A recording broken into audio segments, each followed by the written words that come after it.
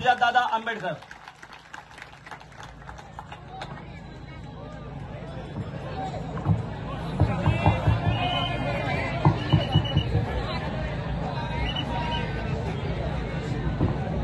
फुले शाहू आंबेडकरी समतेचे विचार रुजवणाऱ्या सगळ्या महामानवांना त्रिवार अभिवादन करतो।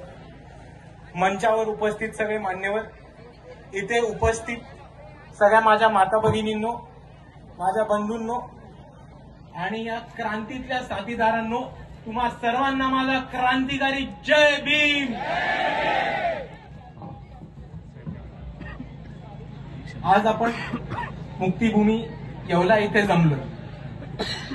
जेव्हा बाबासाहेबांना काळाराम मंदिरामध्ये प्रवेश नव्हता दिला, त्याच्यानंतर 14 ऑक्टोबर रोजी याच येवल्यामध्ये, याच मुक्तीभूमीमध्ये बाबासाहेबांनी एक महत्वाची घोषणा केली होती की जो धर्म माणसाला माणूस म्हणून जगवत नाही, जो धर्म आम्हाला अस्पृश्य म्हणून जगवतो आणि आम्हाला जनावरांसारखा जगवतो, त्या धर्माशी आम्ही नातं तोडणार आहोत। आणि म्हणून त्यांनी ही घोषणा केली की जरी मी हिंदू म्हणून जन्माला आलो असो तरी मी हिंदू म्हणून मरणार नाही। त्या ठिकाणी आपण जमलोय, म्हणून या विचारांना मी अभिवादन करतो आणि एकदा जय भीम करतो। आज आपल्या सर्वांसमोर परत एक अशीच परिस्थिती आली आहे जिकडे आपल्याला एक महत्वाची भूमिका घ्यायला लागणार आहे, महत्वाची लढाई उभी करायला लागणार आहे आणि एक महत्वाचा एल्गार पुकारायला लागणार आहे। तो एल्गार पुकारायला लागणार आहे, ती लढाई लढायला लागणार आहे दोन गोष्टींसाठी। सर्वात प्रथम बाबासाहेबांची आपल्याला चळवळ, बाबासाहेबांचे विचार हे आपल्याला पुढे घेऊन जायचे, पण त्याच्या आधी आपल्याला एक महत्वाची लढाई लढायला लागणार आहे, एक एल्गार पुकारायला लागणार आहे की आतापर्यंत आपली चळवळ जिथपर्यंत आली आहे, आतापर्यंत आपण जो पुढार केलाय तो वाचवून ठेवायला आणि इकडच्या मनुवादी ताकदींशी, इकडच्या आरएसएसशी, इकडच्या संघाशी लढायला। आपण जर भारताची, महाराष्ट्रातली गेल्या 10 वर्षामध्ये परिस्थिती बघितली असेल तर प्रत्येक जिल्ह्यामध्ये, प्रत्येक तालुक्यामध्ये जातींच्या आधारावरती, धर्माच्या आधारावरती दंगली घडवण्यात येत आहेत। आपलं जे एक प्रेरणास्थान होतं, श्रद्धास्थान होतं, जिकडे आपण 1 जानेवारी रोजी वंदन करायला जायचो भीमा कोरेगावला, तिकडे या धारकऱ्यांनी, मधुवाद्यांनी हल्ला केला। आपल्याच पक्षाचा एक तरुण पोरगा होता, अक्षय भालेराव, नांदेड जिल्ह्यामध्ये त्यांनी सर्वात पहिले आपल्या गावामध्ये जयंती केली, म्हणून अक्षय भालेरावांना तिकडच्या जातीवाद्यांनी त्यांचा मर्डर केला, त्यांचा खून केला। रोहित वेमुल्ला सारखे विद्यार्थी, दर्शन सोलंकी सारखे विद्यार्थी त्यांना उच्च शिक्षणामध्ये, महाविद्यालयांमध्ये अशी परिस्थिती करून ठेवतात की त्यांना आत्महत्या करायला भाग येते। आणि म्हणून आम्ही मानतो की ही आत्महत्या नाही, हा एक पॉलिटिकल इन्स्टिट्यूशनल मर्डर आहे, तो एक खून आहे। आणि आज आपल्याला एक महत्वाची लढाई उभी करायची आहे। ती लढाई उभी करायची आहे, आतापर्यंत जे आपण गमावलंय ते इकडच्या मनुवाद्यांनी, इकडच्या आरएसएस वाल्यांनी, इकडच्या धारकऱ्यांनी, इकडच्या संघवाद्यांनी आपल्या हातातून चिरून घेऊ नाही, म्हणून त्याच्यासाठी आपल्याला एक महत्वाचा लढा उभा करायचा। आतापर्यंत जे आपण कमवलंय ते गमवू नाही याच्यासाठी। आपण, मला एक गोष्ट सांगा, आपण आज इथपर्यंत आलोत, पुढे आलोत की नाही आलोत? आलोत की नाही आलोत? आलोत। आपण बाबासाहेबांनी दिलेला जो मार्ग आहे, बाबासाहेबांनी दिलेली जी दिशा आहे, त्याच्यावरती चालत आलोत की नाही आलोत? आलोत। आणि त्याच प्रकारे आपण पुढे काम करत राहूयात। पण आज आपल्याला लढाई लढायची आहे, ती आतापर्यंत जे कमवले ते टिकून ठेवायच्यासाठी। हे मी याच्यासाठी म्हणतो कारण आज जे सत्ताधारी आहेत, आज जे भाजप, आरएसएस सत्तेत बसले, ते बसले आपले न्याय, अधिकार आणि हक्क काढून टाकायला आणि भारताचं संविधान नष्ट करायला।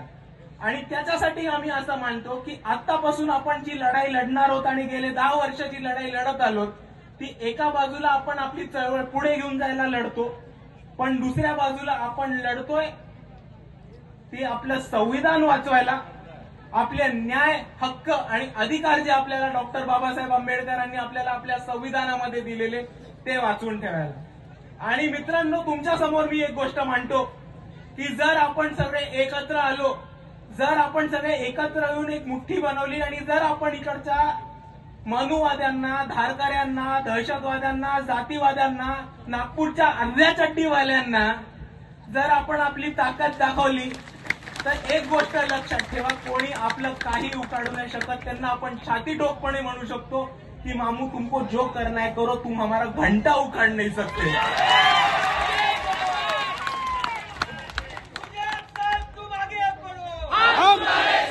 एक महत्वाची घोषणा आपल्याला बाबासाहेबांनी केलेली ती म्हणजे शिका, संघटित व्हा आणि संघर्ष करा.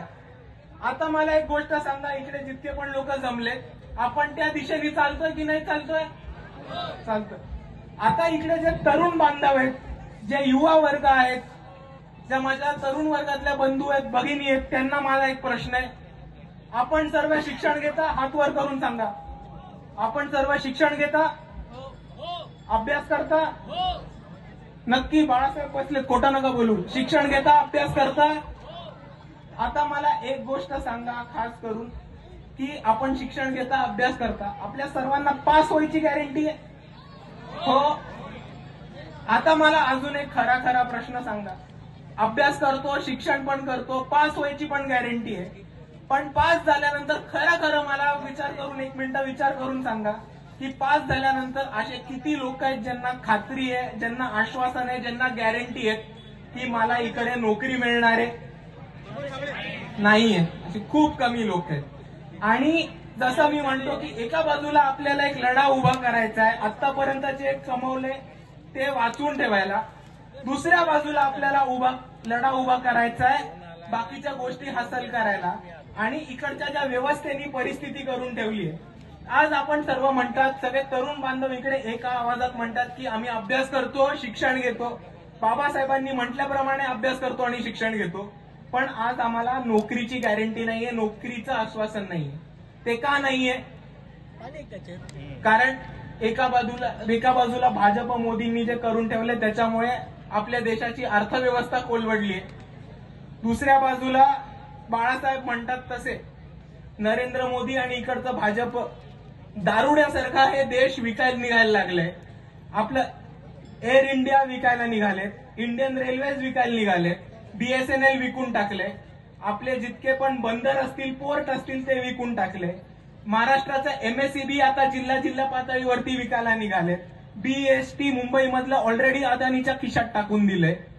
आणि हा लढा आपल्याला जो लढायचा आहे तो आपल्याला नोकऱ्या, आपली अर्थव्यवस्था आणि पुढची वाटचाल टिकवून ठेवायला लढायचा.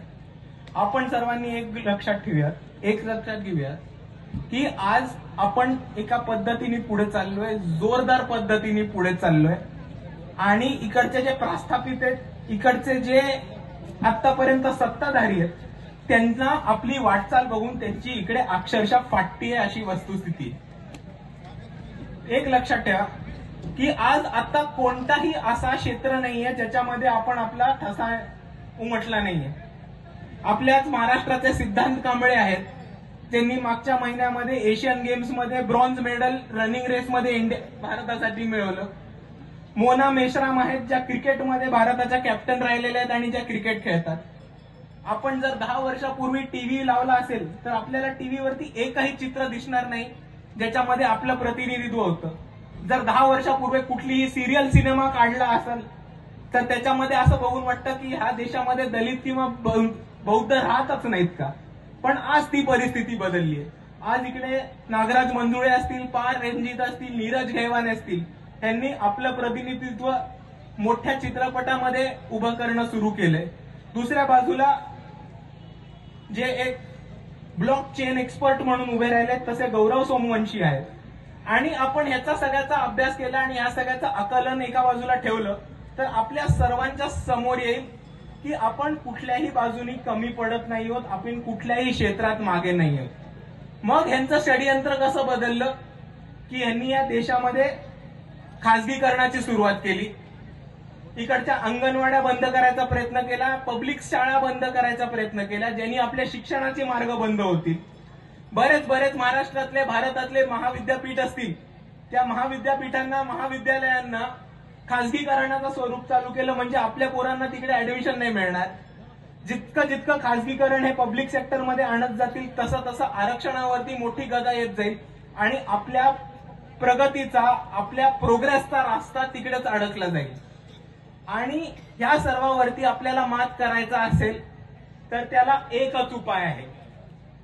जसं येवल्यामध्ये 1930 साली बाबासाहेबांनी एक धार्मिक बंड पुकारला होता, हे म्हणून की मी जरी हिंदू म्हणून जन्माला आलो असेल तरी मी हिंदू म्हणून मरणार नाही, तसं आज आपल्या सर्वांना एक एल्गार पुकारायला लागणार आहे राजकीय पातळीवरती की आता ह्यापुढे आम्ही मतदान करू, ह्यापुढे जर आम्ही कोणताही आमदार खासदार पाठवू संसदेमध्ये, इकडच्या विधानसभेमध्ये, तर तो आंबेडकरी विचारधारेचाच असणार आहे.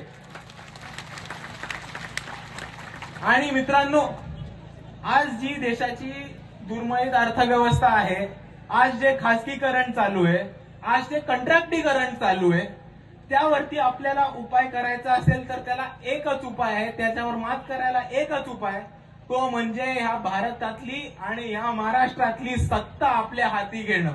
आणि जोपर्यंत आपल्या हाती सत्ता येत नाही तोपर्यंत आपण पॉलिसीज वरती भाष्य करू शकत नाही, आपण पॉलिसी बदलू शकत नाही आणि पॉलिसी लिहू पण शकत नाही.